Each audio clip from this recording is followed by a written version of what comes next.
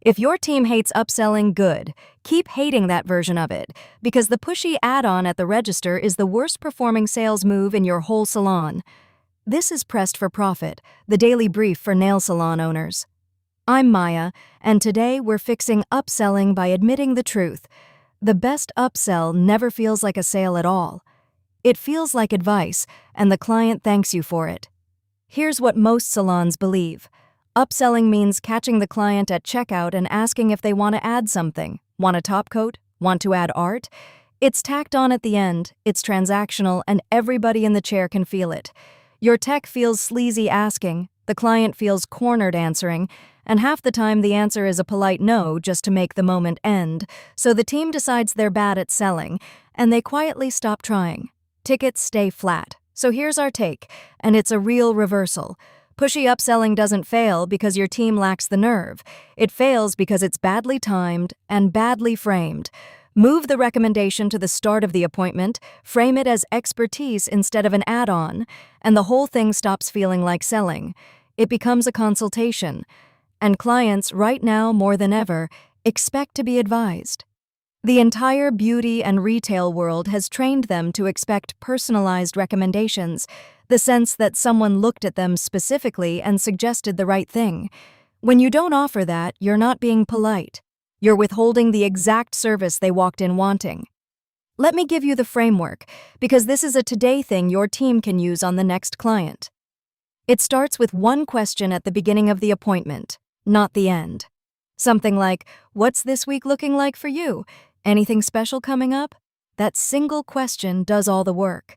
If she says she's got a wedding Saturday, you now recommend a longer wearing finish and a design that photographs well, not because you're upselling, but because that is genuinely the right call for her week. If she says she's on her feet at work and always chips by day 4, you recommend the more durable service that actually solves her problem. You are not adding stuff. You are prescribing the right finish for her life. Nobody resents a professional who pays attention. Notice what changed. The old way was, "Do you want to add something?" The client hears, "Spend more." The new way is, "Based on what you just told me, here's what I'd do." The client hears, "This person is good and they're looking out for me."